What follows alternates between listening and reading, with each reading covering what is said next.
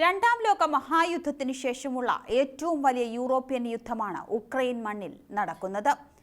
Hermit കിണ്ടത്തിൽ മാത്രം ഒതുങ്ങിക്കൂടിയിരുന്ന Korean പട്ടാളം രാഷ്ട്രത്തിന്റെ അതിർവരമ്പുകൾ കടന്ന് ഉക്രൈനെതിരെ റഷ്യയ്ക്ക് വേണ്ടി പോരാടുകയാണ്. യുദ്ധത്തിൽ റഷ്യയ്ക്ക് സൈനിക സഹായം എന്നതിലപ്പുറം ഇരു രാഷ്ട്രങ്ങൾക്കും പ്രതിരോധം തീർക്കുകയുമാണ്. പ്രതിരോധം, സാങ്കേതിക വിദ്യ എന്നിവയിൽ ഉൾപ്പെടെ മികച്ച നേട്ടമുണ്ടാക്കാൻ ഈ ബന്ധം സഹായിക്കുമെന്നതിൽ സംശയമില്ല. സൈനിക സഹായം മാത്രമല്ല, ഉക്രൈനായുള്ള യുദ്ധത്തിൽ റഷ്യയ്ക്ക് സഹായമേകാൻ കൂടുതൽ ആയുധങ്ങളും ബോംബുകളും നൽകാൻ ഉത്തര കൊറിയ ചാവേർ ബോംബുകൾ ഉൾപ്പെടെ കൊറിയ റഷ്യയ്ക്ക് നൽകുമെന്നാണ് റിപ്പോർട്ട്. ഉത്തര കൊറിയൻ സൈനിക ശക്തിയായ കൊറിയൻ പീപ്പിൾസ് ആർമി റഷ്യയിലേക്ക് കുറഞ്ഞത് 10,000 സൈനികരെയെങ്കിലും അയച്ചിട്ടുണ്ട് എന്നാണ് ലഭിക്കുന്ന വിവരം. ഡിസംബറിൽ തുടക്കത്തിൽ യുദ്ധത്തിൽ പ്രവേശിച്ചതിനു ശേഷം നിരവധി ഉത്തര കൊറിയൻ സൈനികരാണ് മരണപ്പെട്ടത്.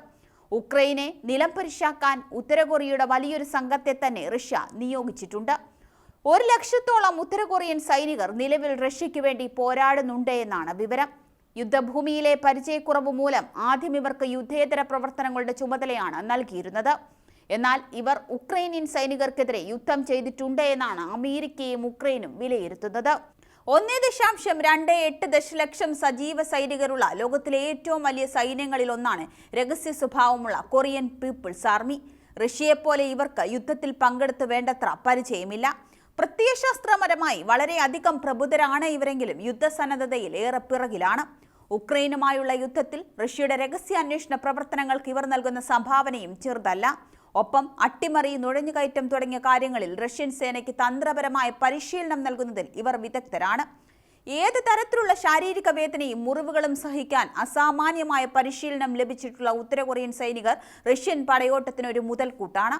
റഷ്യൻ സൈനിക ക്യാമ്പുകളിൽ ഇവർക്ക് വേണ്ട പരിശീലനങ്ങൾ ലഭിക്കുന്നുമുണ്ട്. നാറ്റോയുടെ കണക്കനുസരിച്ച് റഷ്യ തങ്ങളുടെ യുദ്ധം ശക്തിപ്പെടുത്തുന്നതിന് പ്രതിമാസം 20,000 പുതിയ സൈനികരെയെങ്കിലും റിക്രൂട്ട് ചെയ്യുന്നു. ഉത്തര കൊറിയയെ സംബന്ധിച്ച് റഷ്യൻ സൈന്യത്തിന് വേണ്ടി പ്രവർത്തിക്കുന്നത് അവർക്ക് പണം സമ്പാദിക്കാനുള്ള നല്ലൊരു മാർഗം കൂടിയാണ്. ഉത്തര കൊറിയൻ ഇന്റലിജൻസ് റിപ്പോർട്ട് പ്രകാരം ഒരു മാസം $2,000 എന്ന നിലയ്ക്ക് ഓരോ സൈനികനും റഷ്യ വേതനം നൽകുന്നുണ്ട്. റഷ്യൻ സാങ്കേതിക മേഖലയിൽ ഇവർക്ക് മികച്ച സംഭാവനകൾ നൽകാനാവും. എന്നാൽ റഷ്യ ഇതുവരെ വേണ്ട വിധം ഉപയോഗിക്കുകയേ വേണ്ടൂ. യുദ്ധത്തിൽ മാത്രമല്ല, റഷ്യ നേരിടുന്ന വലിയ രീതിയിലുള്ള മനുഷ്യവിഭവശേഷി ക്ഷാമം പരിഹരിക്കാനും ഉത്തര കൊറിയൻ സൈന്യത്തെ ഉപയോഗിക്കുന്നുണ്ടെന്നാണ് റിപ്പോർട്ടുകൾ. യുദ്ധസേവനത്തിന് വിദേശികൾക്ക് റഷ്യ പൗരത്വം ഉൾപ്പെടെയുള്ള സൗജന്യങ്ങൾ വാഗ്ദാനം ചെയ്യുന്നുമുണ്ട്. യുദ്ധത്തിൽ സ്വന്തം സൈനിക സമ്പത്ത് കുറയാതിരിക്കാനാണ് പുടിന്റെ ഈ നീക്കം. ഉത്തര കൊറിയയും റഷ്യയും തമ്മിലുള്ള ഈ സൈനിക കൂട്ടുകെട്ട് ദക്ഷിണ കൊറിയയെ ആശങ്കപ്പെടുത്തുന്നുണ്ട്. ഉത്തര കൊറിയയുടെ സമീപകാല നടപടികളിൽ ദക്ഷിണ കൊറിയ കൂടുതൽ അസ്വസ്ഥരാവുകയാണ്. ഉത്തര കൊറിയയുടെ സൈനികാധികാര മേഖല വർദ്ധിക്കുന്നത് തങ്ങൾക്ക് ഭീഷണിയാകുമോ എന്ന ഭയത്തിലാണ് ദക്ഷിണ കൊറിയ. ഉക്രൈനെതിരെ പ്രയോഗിക്കുന്നതിന് ഉത്തര കൊറിയ ആയുധങ്ങൾ നൽകുന്നുണ്ടെന്ന് വാദിച്ച ദക്ഷിണ കൊറിയ ഉക്രൈനെ പിന്തുണയ്ക്കുന്നതിനെക്കുറിച്ചും ചിന്തിക്കുന്നുണ്ട്.